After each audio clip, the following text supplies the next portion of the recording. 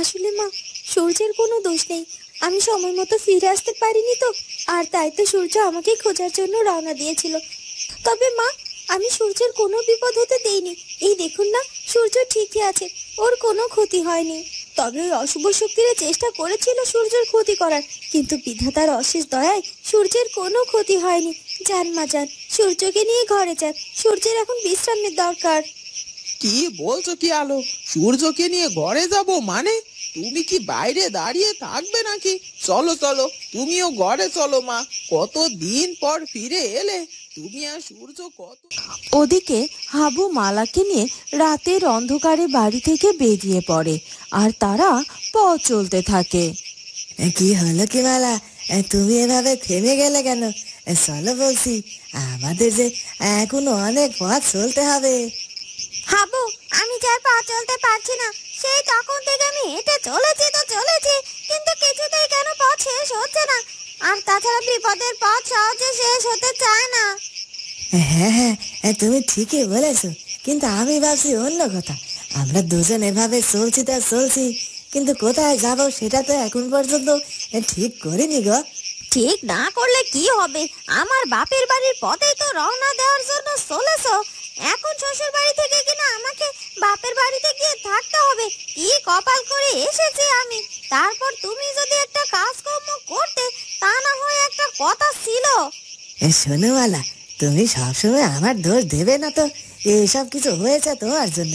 তুমি তো সারাক্ষণ বাবা মার বিরুদ্ধে ষড়যন্ত্র করেই গেছো, আর আমার বাবা মায়ের সম্পত্তি নিজে ভোগ করতে চেয়েছো। এমনকি তুমি বাবা মাকে হত্যা করার চেষ্টা পর্যন্ত করেছো। আর তাই তো বাবা মা বাধ্য হয়ে তোমাকে আর আমাকে এভাবে বাড়ি থেকে তাড়িয়ে দিয়েছে। হ্যাঁ হ্যাঁ, সেই তাড়িয়ে তো দেবেই, এছাড়া আর উপায় কি বলতে পারো? তুমি তাদের একমাত্র সন্তান বলি বাড়ি থেকে এভাবে তাড়িয়ে দেওয়ার আগে কি তাদের বুকটা এতটুকু কাঁপলো না? শোনো মালা, এমনিতে অনেক রাত হয়ে গেছে, এই রাস্তায় দাঁড়িয়ে এমন বকবক করার সময় নেই। চলো, আমরা আগে তোমার বাবার বাড়িতে গিয়ে উঠি, তারপর যা হবার দেখা যাবে। আমার আলো একে একে সব অশুভ শক্তিদেরকে শেষ করে ফেলেছে। এখন আর আমাদের কোনো বিপদ থাকবে না। তবে আলোর একটু সামান্য কাজ বাকি আছে, আর সেই কাজটা সম্পূর্ণ করে খুব তাড়াতাড়ি ফিরে আসবে। আমার আলোর ওপর দিয়ে এতদিন যে বড্ড ঝড়ঝাপটা গেছে, অবশেষে আমার আলো এবার হাঁপ ছেড়ে বাঁচবে। আমরা দুজনে তো কখনো একসাথে সংসারটা ভালোভাবে করতে পারিনি, কারণ ওই অশুভ শক্তিরা কখনোই আমাদের দুজনকে এক হতে দেয়নি। তবে তবে এবার আমরা দুজনে এক হব। আমাদের দুজনকে আর কেউ আলাদা করতে পারবে না, আর এখন থেকে সুখে শান্তিতে সংসার করব। তবে একটা কথা আজ মনের মধ্যে বারবার উঠছে, আর সেটা হলো আলো আসলে কোথায় থাকবে? আমার কাছে থাকবে নাকি নাগলোকে থাকবে? শত হলেও তো আলো একজন নাগিন কন্যা, আর সে নাগলোকের একমাত্র উত্তরাধিকারী। আর তাই তো নাগরানী সবসময় চাইবে আলোকে নাগলোকের রানী বানানোর জন্য। তবে আলো যদি নাগলোকের রানী হয়ে যায়, তাহলে তো আলোকে নাগলোকেই সবসময় থাকতে হবে। কিন্তু নাগকুল আর মানবকুল তো একসাথে বসবাস করতেও পারে না, আর তাই আলোকে না হয় নাগলোকে থাকতে হবে, আর না হয় মানবকুলে থাকতে হবে। আমি খুব ভালো করে জানি আমার আলো আমাকে ছেড়ে কোথাও থাকবে না, কিন্তু তারপরও আলো কাল ফিরে এলে আলোর সাথে আমাকে এ বিষয়ে কথা বলতে হবে। ওদিকে আলো আর এক মুহূর্ত দেরি না করে দরবেশ বাবা, হলুদ পাখি এবং শঙ্খিনীর কাছে গিয়ে হাজির হয়। দেখুন দেখুন দরবেশ বাবা, আলো ঠিকই চলে এসেছে। আপনি ঠিকই বলেছিলেন যে সময় হলে আলো ঠিক এখানে চলে আসবে। আলো, তোমার এখানে আসতে এতটা দেরি কেন হলো? শঙ্খিনী, আমি প্রথমত সূর্যকে সূর্যের বাড়িতে পৌঁছে দিই, তারপর এখানে এসেছি। কারণ সূর্যকে সাথে করে নিয়ে এত জায়গায় ঘুরে বেড়ানোটা আমার জন্য খুব কষ্টসাধ্য হয়ে যেত। আর তাছাড়া এখন হলুদ পাখিকে সুস্থ করতে হবে এবং আমাকে এক্ষুনি আবার নাগলোকের উদ্দেশ্যে রওনা দিতে হবে। কেন আলো, নাগলোকে আবার কি কোনো বিপদ হয়েছে নাকি? না না, নাগলোকে তেমন কোনো বিপদ হয়নি, তবে তারপরও আমাকে একটু বিশেষ কারণে নাগলোকে যেতে হবে। এখন এত কথা বলার সময় নেই, আমার হাতে সময় খুব কম আছে। আর তাছাড়া হলুদ পাখি অনেকটা সময় ধরে এখানে এভাবে অচেতন হয়ে পড়ে আছে, আর তাই যত তাড়াতাড়ি সম্ভব ওর জ্ঞান ফিরিয়ে আনতে হবে।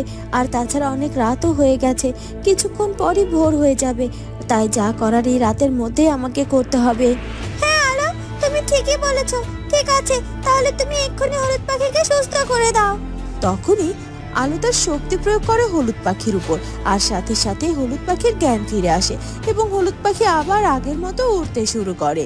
এই তো হলুদ পাখি সুস্থ হয়ে গেছে, আর কোনো বিপদ নেই, আমাদের সব বিপদ এবার কেটে গেছে।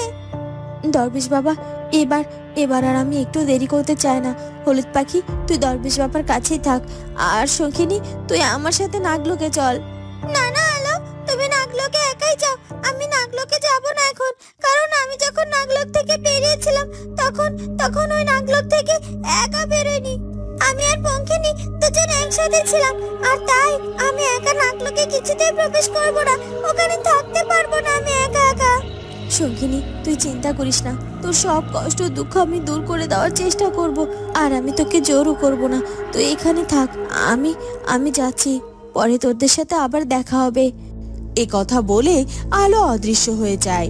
কোথা থেকে যে কি হয়ে গেল, সব কিছু কেমন যেন এলোমেলো হয়ে গেল। বেশ সব কিছু ঠিকঠাকই চলছিল, কিন্তু তারপরও আবার সব কিছু কেন জানি না এভাবে এলোমেলো হয়ে গেল। আমার আলো এতটা দিন পর সব অশুভ শক্তিদের বিনাশ করেছে, আর তাই এখন এই পৃথিবীতে কোনো অশুভ শক্তি কারো কোনো ক্ষতি করতে পারবে না। বিনা কারণে আর কারো কোনো প্রাণ দিতে হবে না।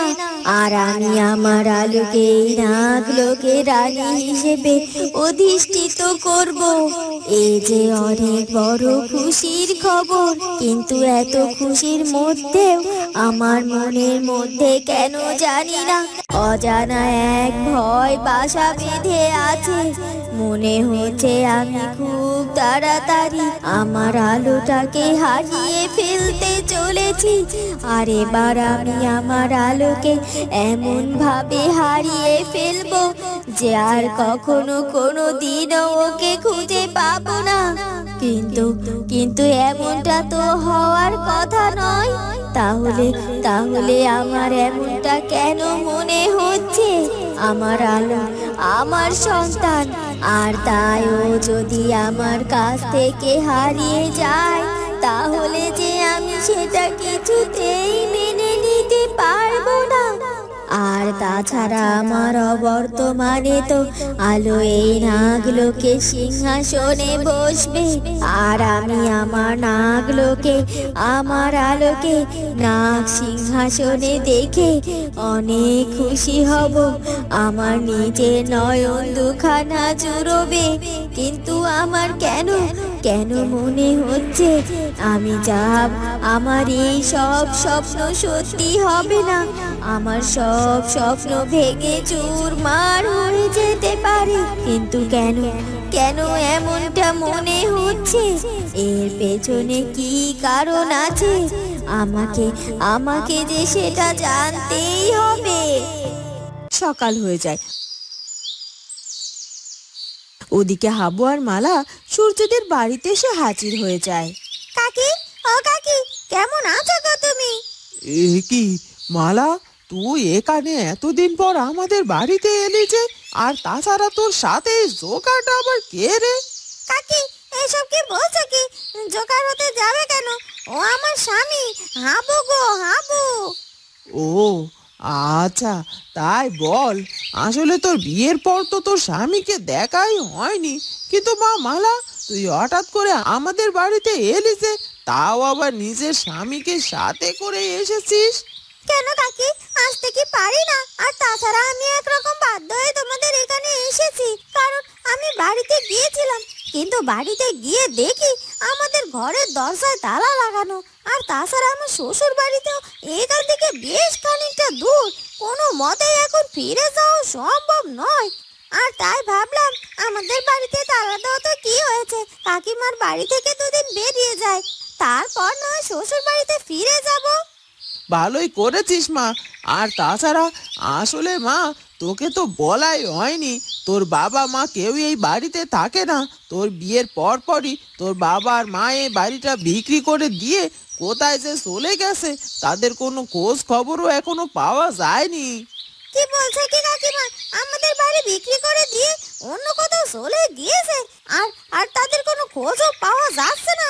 তাই তো বলি, এতটা দিন আমাকে বিয়ে দিয়ে কেন কেন আমার বাবা মা আমার কোনো খোঁজ নেয়নি। কিন্তু কিন্তু কাকিমা, তাহলে কি আমি আমার বাবা মাকে চিরকালের মতো হারিয়ে ফেললাম? কষ্ট পাস না মা, তোর বাবা মা এখানে নেই তো কি হয়েছে? আর তুই যেহেতু তোর স্বামীকে নিয়ে আমার বাড়িতে এসেছিস, তখন তোর বাপের বাড়িতে তুই যে আদর আপ্যায়ন পেতি, এখানেও সেটা পাবি। তো বন্ধুরা, কি হতে চলেছে এরপর সেটা জানবো আমরা কুচবরণ কন্যার পরবর্তী পর্বে। আর আমাদের আজকের ভিডিওটি ভালো লাগলে অবশ্যই আমাদের চ্যানেলটিকে সাবস্ক্রাইব করে দিও। দেখা হবে পরের ভিডিওতে। ধন্যবাদ।